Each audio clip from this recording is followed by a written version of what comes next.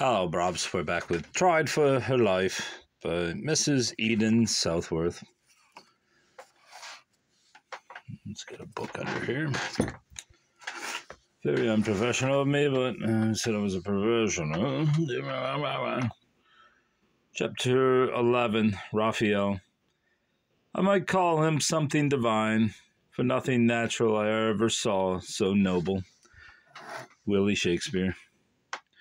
When she woke up, the sun was streaming in at the unshaded windows, and by its blaze of light she saw that two of the women had left the room, and left no one with her except Gentiliska. The girl was up, and was making what shift she could to wash her face with the aid of a tin basin, a stone ewer, and a crash towel, all of which, for want of a washstand, were placed upon the bare floor. When she had finished washing, she carefully emptied the contents of the basin out of the window, and refilled it again with fresh water for Sybil. Then, happening to turn around, she discovered that her guest was awake. "You rested well," she said with a smile. "Yes, for I was worn out. This is the first night in 4 that I have laid down, and the second night in 8, answered Sybil. "My gracious goodness, how could you stand it? You cannot be rested yet. You had better lie abed longer." "No, I would rather get up," said Sybil, rising. As on a former occasion, the girl attended the lady at her rude toilet, rendering the assistance of a dressing-maid. Just before they left the room, Gentiliska, chancing to look out of the window, uttered an exclamation of surprise and delight. "What is it?" inquired Sybil. "The captain's son! Oh, a beautiful boy, Mrs. Berners, an angel among devils. He has been gone so long, and now he has unexpectedly come back again. Look, Mrs. Berners, oh, how I do wish somebody would deliver this boy from this band, would save this pure young soul alive," exclaimed Gentiliska, with more feeling than Sybil had ever seen her display. Following the glance of the girl's eye, the lady looked from the window. Prepared as she had been by Gentiliska's praise to behold a boy of rare beauty, she was really startled by the angelic loveliness of the lad before her. The charm was not alone in the soft, bright, golden hair that shone like a halo around the fair, open forehead, nor in the straight brown eyebrows, nor the clear blue eyes, nor the sweet, serious mouth, nor in the delicate, blooming complexion. It was also in the expression of earnest candor and trusting love that beamed from every feature of that beautiful face. "Yes, indeed, he looks like a seraph." "Seraph? What is his name?" inquired Sybil in a burst of admiration.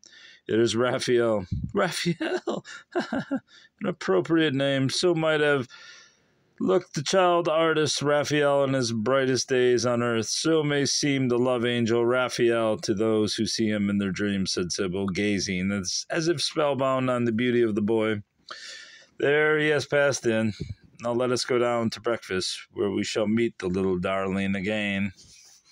But, look here, let me give you one warning. Take no notice of that child in his father's presence. Captain Incanu is intensely jealous of his beautiful boy, and visits that black passion upon the poor lad's head," said Gentiliska, as they went below. "Jealous of a boy of 14, and the lad cannot be more. What a wretch!" cried Sybil in honest indignation, as she followed her conductress downstairs. Breakfast was served in the back parlour, in the same rude style as the supper of the night before had been. As Sybil and Gentiliska entered the room, the captain left the group of men among whom he had been standing, came forward, bade the lady good morning, took her hand, and led her to a seat, not at the table, but at the tablecloth, which, lacking a board, was laid, as on the evening previous, upon the bare floor. The captain seated himself beside his guest, and the other members of the band took their places at the meal. Sybil noticed that young Raphael was among them, but Captain Incanu vouchsafed neither word nor glance to his son, and no other one presumed to present him to the lady guest. Yet at that breakfast Sybil made a most innocent conquest. The boy, who had seen very few young girls in his life and had never seen so beautiful a woman as Sybil, at first sight fell purely in love with her, for the sake of whose sweet face he felt he could die 1,000 deaths without ever even dreaming of such a reward as to be permitted to kiss her hand. What woman does not know at once when a life has been silently laid at her feet? Sybil surely knew and felt that this boy's heart and soul were hers for life or death. He loved her with that love which was his doom. And what beautiful woman of 20 years old is not careless and cruel in her dealings with her boy worshipper of 14? She may perceive, but she never appreciates the pure devotion. Sybil, most magnanimous among women, was perfectly incapable of any other selfish act, under any other circumstances, but yet she coolly resolved to improve her power over this fair boy, and to use his devotion for her own purpose of escaping from the band and delivering herself up to the authorities, never once thinking of the pain and peril she would bring upon her young votary. But she was very cautious in her conduct towards him. She kept in mind the warning that had been given her by Gentilesca, and took care to bestow neither word nor look upon the lad while in the company of Captain E.D.E.N. When breakfast was over, all the band dispersed about their various business, with the exception of RAPHAEL, who, with pencil and portfolio, strolled around the forsaken grounds, or sat down on fragments of rock to sketch picturesque points in the scenery. And Captain E.D.E.N., who intercepted Sybil as she was going to her room and requested a few moments' private conversation with her. Sybil thought it the best policy to grant the captain's request, so she permitted him to lead her into the unfurnished front parlor, where, for the want of a chair or a sofa, he put her in the low window seat. "I had the honor of telling you yesterday, madam, that if you should be pleased to do so, we would talk further today upon the subject of your return to the world," began the rather too courteous captain. Sybil bowed in silence. "I am here now, at your orders, for that purpose." Again Sybil bent her head in acknowledgment of this politeness. "And first I would inquire," said the captain, with a singular smile, "whether, after having slept upon the question, as I advised you to do, you are still in the same mind." "Not exactly," replied Sybil, truthfully, but evasively, for though she was still firmly resolved to give herself up to justice, she had changed her plan of proceeding. "Ah," commented the captain, with an expression that proved how much he had mistaken the lady's meaning. "Ah, I thought a night's repose and a morning's cool reflection would bring you to a more rational consideration of the question." Sybil answered his smile, but left him in his error, and presently said to him, "Captain, I have a question to ask you." "Proceed, madam, I am entirely at your commands," said the captain with a bow. "Supposing that I had remained in the same mind that I was in yesterday, and that I still persisted in my purpose of leaving your band and giving myself up to take my trial, would you have assisted me, or would you have hindered me?" "Mrs. Berners, your purpose was a suicidal one. Your question means simply this: if you were bent upon self-destruction, would I help you or hinder you in your determination? Of course, there can be but one answer to such a question. I should employ every power of my mind and body to prevent you from destroying yourself." That was all Sybil wanted to know. She felt now that her only hope was in the boy. Smilingly, she arose and excused herself to the captain, who soon after left the room. But not until she knew that he had mounted his horse and ridden away from the house did Mrs. Berners begin to put her plan in practice. She was playing a desperate game, and she knew it. The heaviest stake was that fair boy's fate. She knew that the robber captain would never permit her to take what he chose to term the suicidal step of delivering herself up to justice.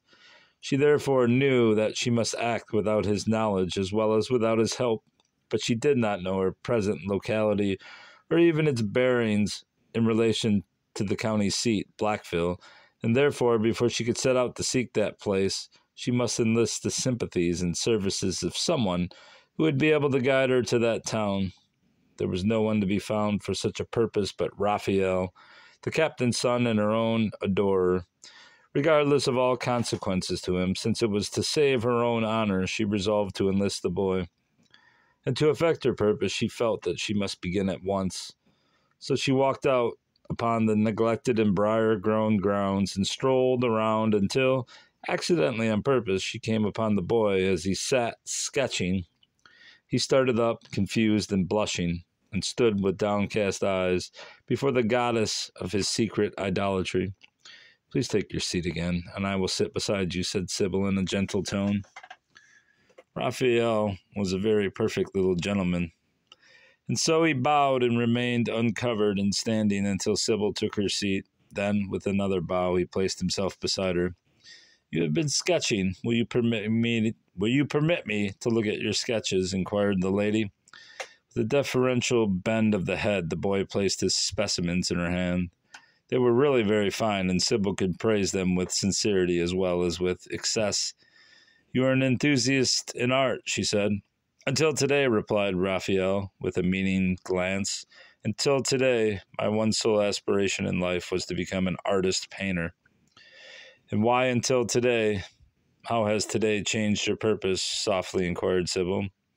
The boy dropped his eyes, blushed, and shivered, and at length replied, "Because today I have a loftier aspiration."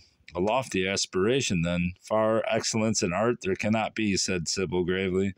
The lad could not and did not contradict her, but she understood as well as if he had explained that his loftier aspiration was to serve and to please her self.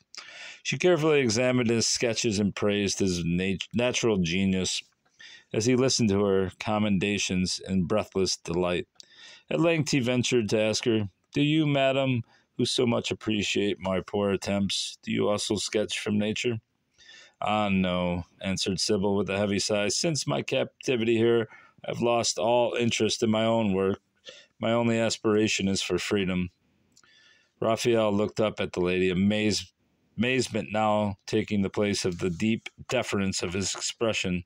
"You seem surprised," said Sybil with a smile. "I am very much astonished," replied the lad, and his eloquent and ever-changing countenance said, as plainly as if he had spoken, "I knew the captain was an evil man, but I did not know that he was a base one." "Were you not aware that I am a captive of this band?" next inquired Sybil. "No, madam. I thought that you had been rescued by our men from the officers of the law. I thought that you were in refuge with us from a false and fatal charge." "Your thoughts were partly correct. I was rescued from the bailiffs by Captain Incanu's band, and I do suffer under a false charge. But, Raphael, what think you? Do you not think that a false charge should be bravely met, answered, and put down? Would not you, if you were falsely charged with any criminal act, bravely go forward to answer it in your innocence rather than run away from it as if you were guilty?" "Oh, indeed I would," answered the youth earnestly. "I knew it. Your face assures me that you would neither commit a dishonorable act nor rest one moment under a dishonoring charge." The lad thrilled and glowed under the lovely lady's praise and felt that he must do all he could to merit it. He could find no words good enough to reply to her, but he lifted his cap and bowed deeply. "You understand me, Raphael, but I will confide still further in you. I will tell you that when that terrible tragedy was enacted at Blackhall, and I was so deeply compromised by circumstances in the crime, I wished to stay and face out the false charge, but I yielded to the persuasions of those who loved me more than life, and sometimes I think more than honor, and I fled with my husband. Since that first flight, Raphael, I have led the hiding and hunted life of an outlaw and a criminal. Raphael, my cheeks burn when I think of it. Raphael, I am a burner's. I can live this life no longer. Come what will of it, I wish to give myself up to justice. Better to die a martyr's death than live an outlaw's life."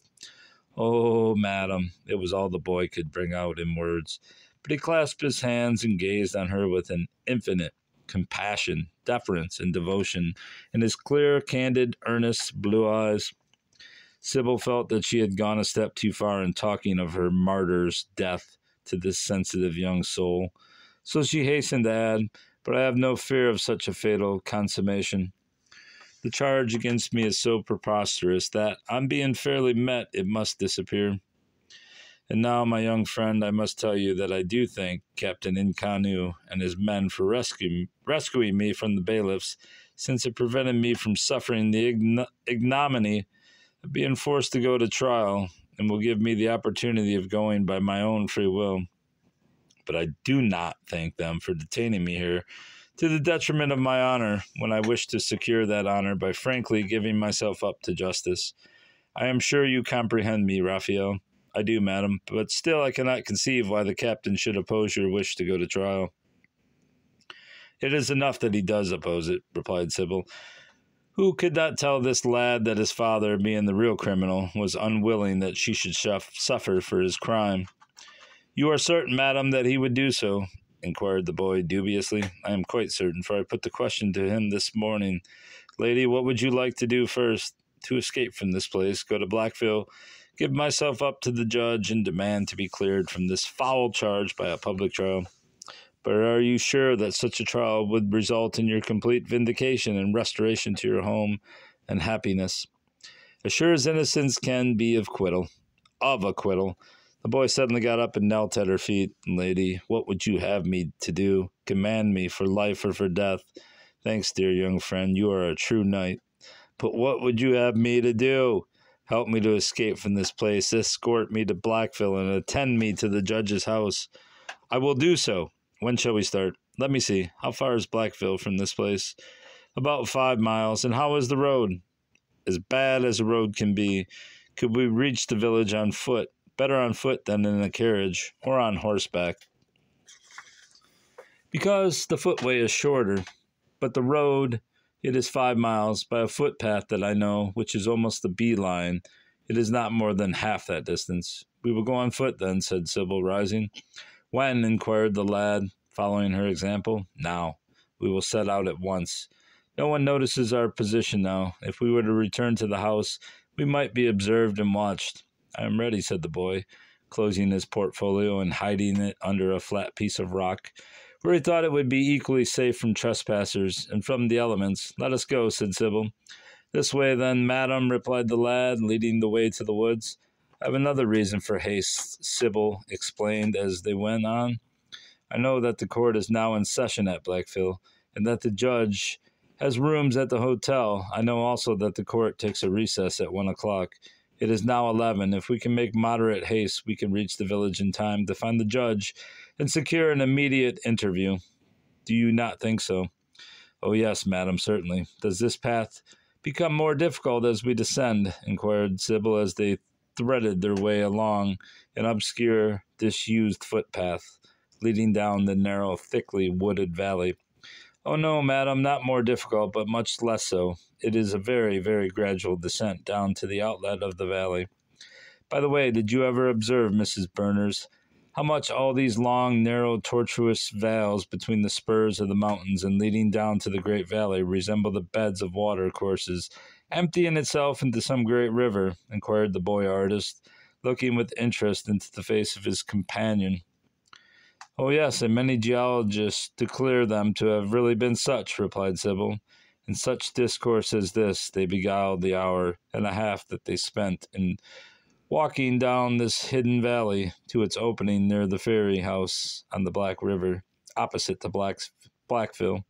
Here, while waiting for the boat, which was on the other side, Sybil drew her thick black veil closely over her face and whispered to her companion, I would not upon any account be recognized until I get before the judge, so I will keep my face covered and my lips closed. You must make all the necessary inquiries and do all the talking. I would do anything on earth to serve you, lady, replied the lad, lifting his hat. And now here it comes, whispered Sybil as the ferry boat touched the shore. Handed her in, and placed her on a comfortable seat. After that, Sybil never removed her veil or opened her lips. But the boy talked a little with the ferryman until they reached the opposite shore. They landed and went immediately up to the hotel. Is Judge Ruthven in? Inquired the lad. Yes, sir, answered the waiter. Is he disengaged? I will see, sir. He has just finished luncheon, answered the man.